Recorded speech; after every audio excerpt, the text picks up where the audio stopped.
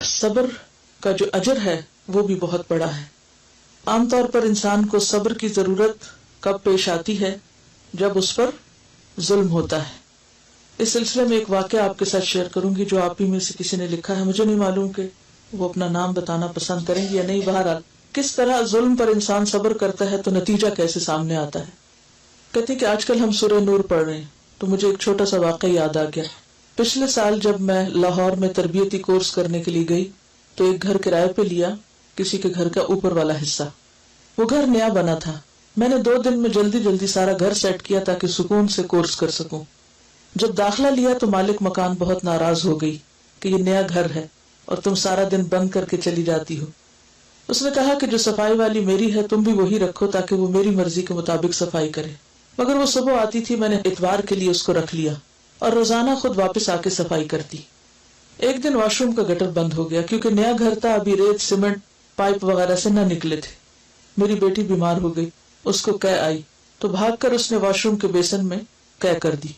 اب صفائی والی نے جا کر مالک مکان کو بتایا کہ بیوی نے الٹی بیسن میں کروائی ہے اور اس الٹی میں جو کچھ ہے وہ مجھے خود نظر آیا ہے. یعنی اتنی تفصیل سے جا کر اس نے مالک مکان کو شکایت کی.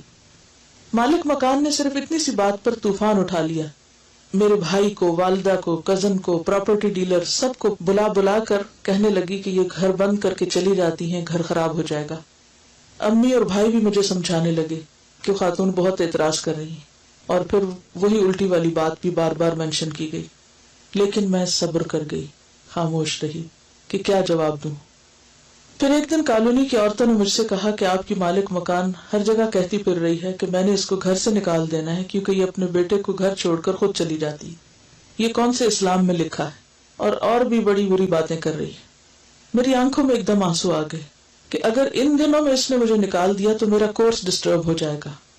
میں نے کوئی بد دعا نہ کی، لیکن اپنے آپ کو حوصلہ دینے کے لیے ایک دم میرے دل میں یہ بات آئی کہ انسان کو تو اپنا بھی پتا نہیں کہ کب اللہ اس کو اس کے اپنے گھر سے نکال دے، مجھے کیا کوئی نکالے گا. اور صبر کر کے پھر اپنے کام میں لگ گئی. 2 دن بعد ان کے گھر کو تالا لگ گیا. صفائی والے روزانہ مجھے پوچھنے آتی کہ نیچے والی باجی کہاں ہے. 10 دن بعد جب تالا کھلا تو کسی نے مجھے بتایا کہ مالک مکان اور اس کی شادی شدہ بیٹی ہسپتال داخل رہی ہیں. خیر میں خبر لینے گئی. میں نے پوچھا کیا ہوا؟ کہنے لگی ہمیں تو خود سمجھ نہیں آ رہی، بیٹی کو کھانا کھاتے کھاتے ایسی قے آئی کہ بند ہی نہیں ہو رہی تھی، اور اپنی بیٹی کی یہ حالت دیکھ کر میں بلڈ پریشر کی مریض ہوں، میں بھی بے ہوش ہو گئی. دونوں ہسپتال کے کمرے میں 10 دن داخل رہی. میں نے مبارک دی اور کہا کہ کون سا مہینہ ہے؟ وہ کہنے لگی یہ حاملہ نہیں ہے. یعنی انہوں نے سمجھا کہ شاید اس کی شادی ہوئی ہے تو پریگننسی کی وجہ سے یہ ہو رہا ہے. ڈاکٹر خود بھی پریشان تھی کہ یہ کس قسم کی قے ہے. سارا گلا چھل گیا اور کافی دن تک کھانا وانا بھی نہ کھا سکے. جب میری والدہ اور بھائی کو یہ قصہ معلوم ہوا تو مجھے کہنے لگے کہ آپ نے اس سے پوچھنا تھا کہ قے کس جگہ کروائی تھی. یعنی جب ان کو قے آ رہی تھی تو انہوں نے کہاں کی. اور جو سب مجھے برا کہتے تھے ان سب نے اپنی آنکھوں سے یہ سارا قصہ دیکھا اور حیران رہ گئے. میں نے مالک مکان پہ ظاہر بھی نہ کیا کہ مجھے کسی شکایت کا معلوم ہے اور نہ ہی کچھ جتلایا کہ کہاں کہاں میری باتیں کی گئی ہیں. الحمدللہ اللہ تعالیٰ نے خود ہی سب کو سمجھا دیا. میں نے صبر صرف اس لیے کیا تھا کہ میں قرآن پاک کی طالب علم ہوں. اگر میرے سے کوئی غلط بات منہ سے نکل گئی تو اسلام کا نام بدنام ہوگا کہ دین پڑھنے والے ایسے ہوتے ہیں، الہدا والے ایسے ہوتے ہیں. اب مجھے یہاں معلوم ہوا کہ اسی کالونی میں الہدا کی برانچ کھل گئی ہے، اور سب سے زیادہ خوشی کی بات یہ کہ میری والدہ بھی اس میں داخل ہو گئی ہیں. مجھے فون پہ بتایا گیا کہ بہت اچھا لگ رہا ہے اور سبق یاد کرنے کا طریقہ پوچھ رہی تھی. الحمدللہ.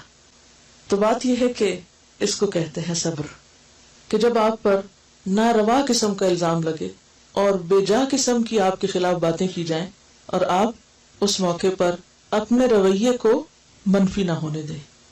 اور پھر آپ دیکھیں کہ اللہ تعالیٰ کا یہ وعدہ ہے کہ ان اللہ مع الصابرین، اللہ صبر کرنے والوں کے ساتھ ہے.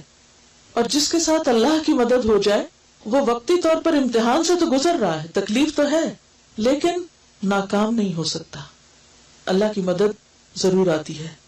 اور بعض اوقات اللہ تعالیٰ ایسے حالات پیدا کر دیتا ہے کہ انسان کے اوپر آنے والے الزام اور خاص طور پر دین کا کام کرنے کی وجہ سے جو بے جا اور ناروا باتیں کی جاتی ہیں، کیونکہ وہ حدیث بھی آتی ہے نا کہ 3 لوگوں کی مدد کرنا اللہ کے ذمہ ہے. 3 لوگوں کی مدد کرنا اللہ کے ذمہ ہے، اور ان میں سے ایک شخص جو اللہ کے راستے میں جہاد کرنے والا ہو، جو اللہ کے راستے میں نکلنے والا ہو. یعنی اللہ اس کو تنہا نہیں چھوڑتا، اس کی مدد ضرور کرتا ہے. اور قرآن میں بھی کیا آتا ہے؟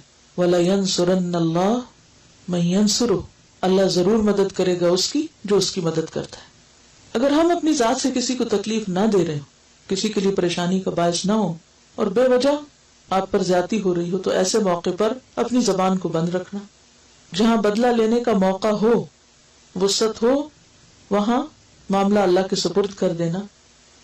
تو بات یہ ہے کہ صبر اگرچہ مشکل کام ہے لیکن اس کا اجر بہت بڑا ہے.